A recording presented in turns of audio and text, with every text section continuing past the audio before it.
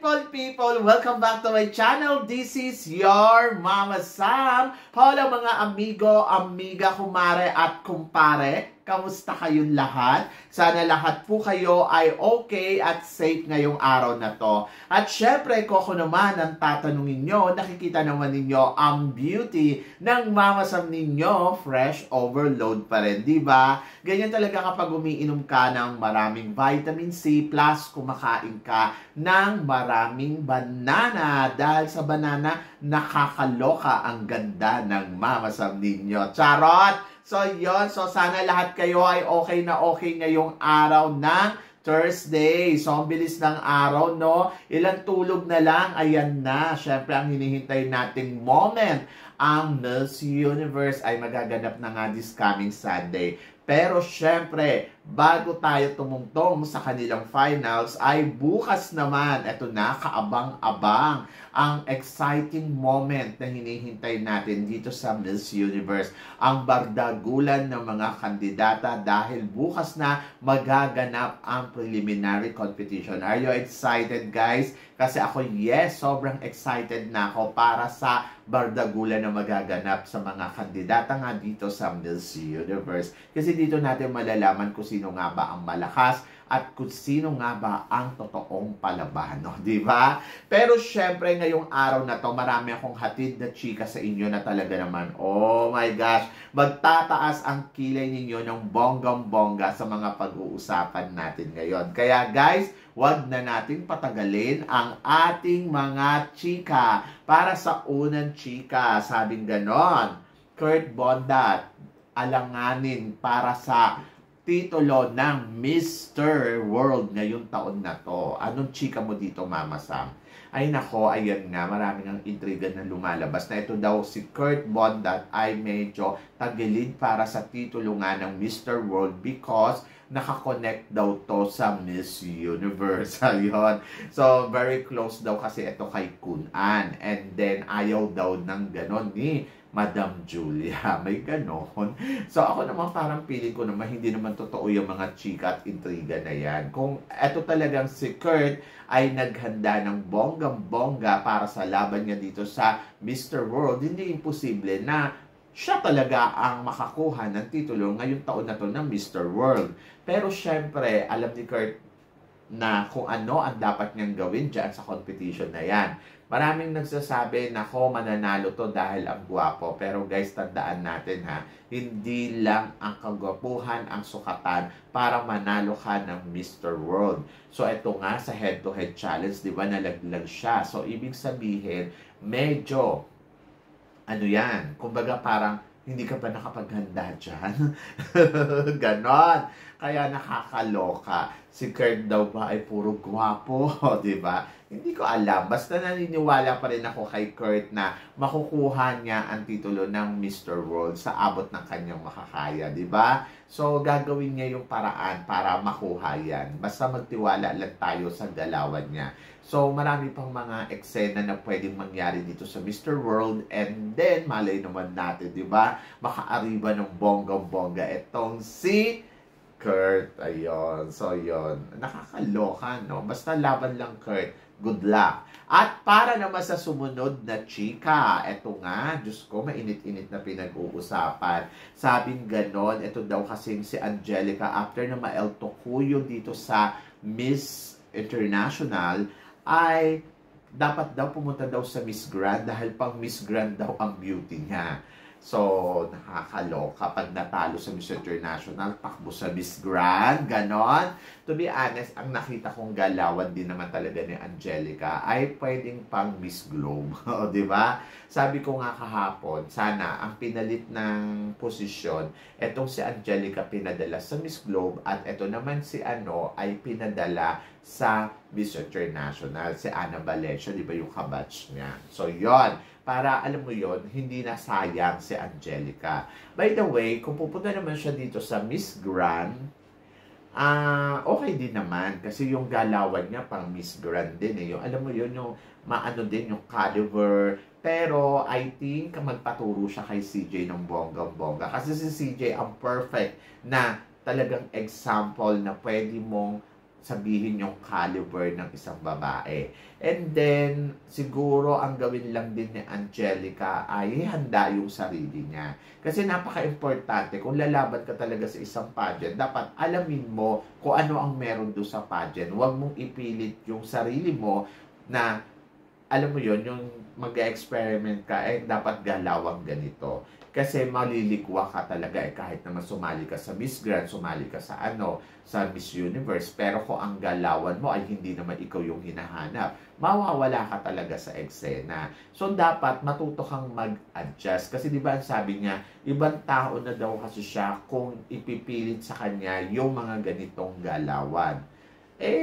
Dapat aware ka din kung ano ang sinalihan mo para hindi ka di ba? Hindi ka maligwak sa isang competition kasi ikaw yung mag-a-adjust.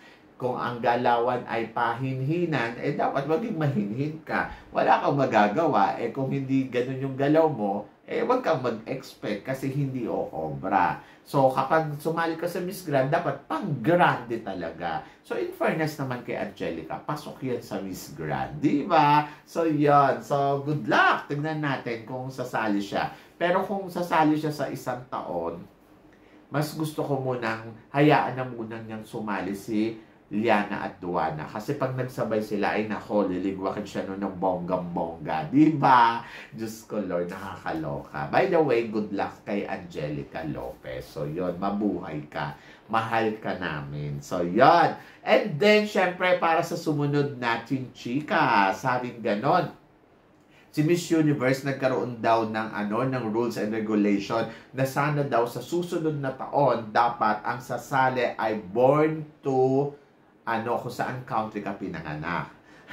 Ako naniniwala naman ako na tama naman yon kasi dapat talaga may doon ka talaga pinanganak sa bansa mo. Hindi siya unfair para doon sa ibang tao na nag-migrate tapos sumali ng pageant doon.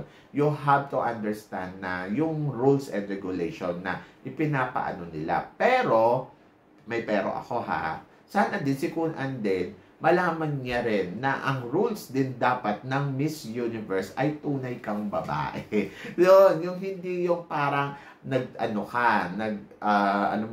mga transgender, mga sinasali nila dyan, pati yung mga kung ano-ano pa. Sana tanggalin nila yan. At ibalik nila sa tamang edad. Bawal din yung may asawa. Kasi syempre, dapat yung may asawa, mag-focus na lang sila sa pamilya nila o kaya sa business nila. Bawal din yung may anak. Kasi syempre, dapat tutukan yung anak. Diba? So, doon tayo, nag-implement ka na dapat citizenship ka, dapat doon ka born sa country na i-represent mo, din dapat babae ka talaga. So, pinanganak kang babae. Ganon. At sana walang asawa, walang anak. So, totally miss. Kasi dapat naiintindihan nila yung word na miss. Diba? So, yan. So, yun lang yung akin. Kasi, ganun din naman lumabas din naman sa bibig nila na hindi naman daw nila ipapanalo, pwedeng sumali. Ano pang silbi na nandiyadyaan yung mga yan? Tanggalin na lang natin lahat ng mga pinagpapasok yung kwento dyan. And then, doon tayo sa rules nyo na dapat born doon sa country, and then dapat babae siya, and miss lang talaga. Diba? So yun, para maintindihan natin yung sinasabing Miss Universe. O, diba? Nakakaloka. Ay nako, sumakit yung ulo ko dyan. By the way, good luck. So yun. And then, para naman sa sumunod na chika, ito, MJ Lastimosa, part na ng Mr.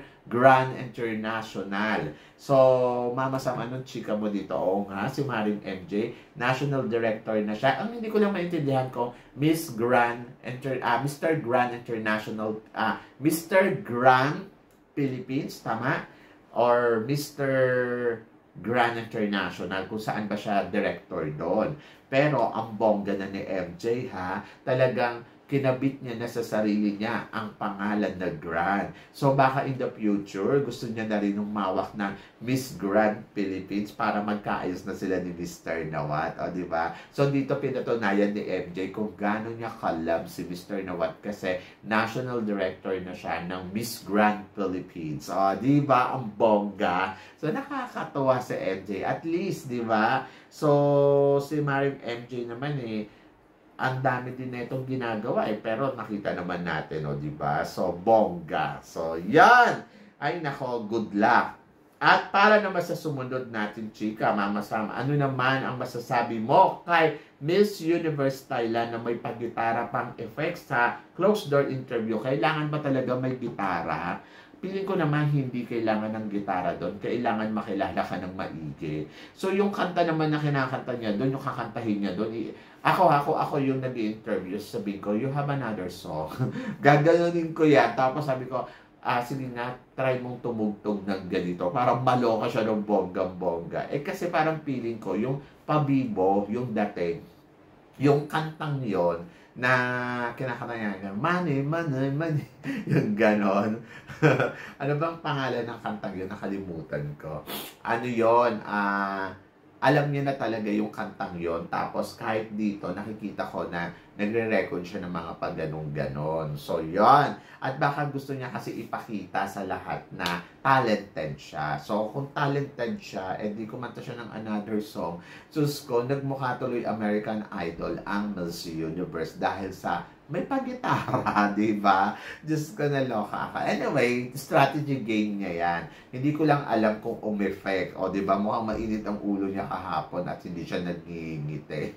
So, feeling ko, hindi naging successful yung effect niya o yung drama niya. Charot lang. So, kung ano man yung ano dito ni Oppo, parang feeling ko naman, si Oppo naman ay still strong para sa laban ng Miss Universe. At nakikita ko naman na talaga ginagawa niya talaga ang lahat ng kanyang makakaya, di ba? Imagine mo, kahit magdala na nga siya ng gitara sa loob ng di ba? O, bongga. So, yan. Kala ko nga tutugtog siya ng Marimar. Good luck kay Miss Universe Thailand. Laban yan, di ba? And then, of course, speaking of Miss Universe Thailand, tingin mo, Mama Sam, si Thailand nga bang isa sa mga tinik para sa corona ng Miss Universe? O si Miss Peru o si Miss Philippines. Ayan. Gusto ko yan. Actually, ang lalakas nilang tatlo no? Kung iisipin mo, parang itong tatlong to, iba-iba yung ipinapakitang strategy game, iba yung ipinapakitang galawan. Talagang masasabi mo na mukhang kabugera talaga sila. Medyo matindi talaga ang eksena at labanan ngayong taon na to dito sa Miss Universe. Actually, kung titignan mo, possible talaga na kay Thailand, kay Peru, or Philippines rather. Di ba? So, nakikita ko kasi parang kung iisipin mo si Thailand, yung galawan niya talagang matindi din.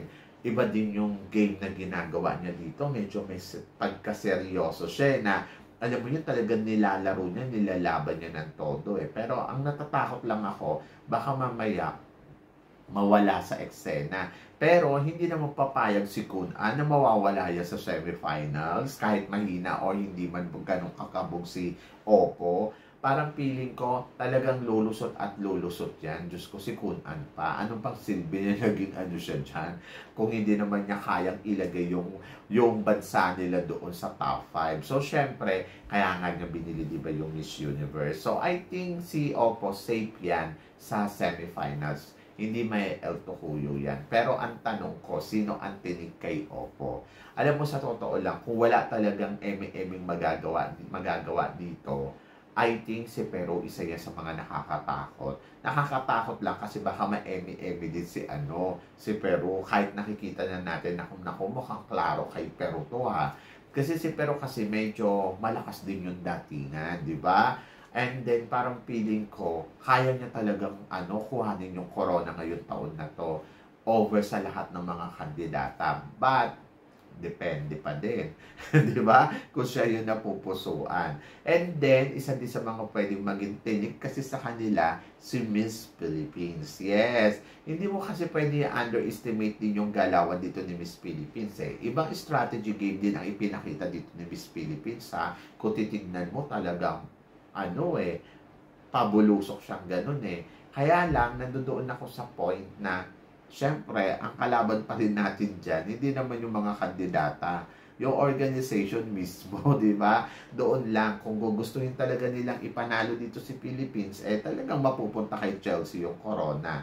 And then, nakikita ko na yes, kaya ni Chelsea kabugin si Peru at saka si Thailand pagdating sa communication skills. Kasi parang feeling ko, yung talino kasi ni Chelsea, medyo madiskarte at matinik. Kaya, sabi ko nga, ay okay, kaya netong kumabog. Pero nasa, sitwasyon na talagang mapapaisip ka, siya ba? Or mapupunta sa iba. Di ba? Kasi, kung iisipin mo, malinaw kay Thailand pwede. But, nandiyan si Peru, nandiyan si Dominican Republic, nandiyan yung ibang kandidata na masasabi mo din na, oy, may beauty din sila. Kaya lang, hindi mo din pwedeng iisang tabi yung pinapakita dito ni Philippines na, alam mo yon na parang iba yung laro niya Actually, si Philippines kasi, ang nakakatakot kay Philippines, meron siyang mga sinasabi na maliit lang akong bituin pero baka magulat kayo kasi bigla akong lumiwanag. Yung mga ganon. Diyos ko, gusto ko yun. Gusto ko yung spirit na meron dito kay Chelsea at gusto ko yung nakikita ko sa kanya na talagang yung kumpiyansa niya sa sarili niya ay talagang inilalaban niya ng bonggang-bongga. Niwala nga siyang paghahalong kaba. Yung basta naniniwala siya na siya talaga ang makaka-eksena dito ng bonggang-bongga. So, malalaman natin yan. Diba? So, ako for now, tiwala. Doon yung tiwala ko kay Chelsea. At bahala siya sa performance na ipapakita niya sa entablado ng Miss Universe. At kung paano niya kakabugin itong mga front-runner na to ng mga nagagantahan. Kumbaga kasi meron siyang, I think, lumakas na talaga yung loob ni Chelsea na kaya ko talagang kabugin yung lahat ng frontrunner because nga of Miss Universe Philippines. Pero kasi ito, ibang ibang mga hurado. Kaya medyo tingnan natin kung talagang matinik talaga itong si Miss Philippines. Kasi nagawa niya na ito minsan, pwede niya uling-ulitin this time. Diba? So, yon kayo guys. Ano guys ang masasabi ninyo dito sa mga pinag-uusapan natin ngayon? I-comment below mo yan para at least malaman ko naman kung ano naman ang chika mo dito sa mga pinag-uusapan natin ngayon.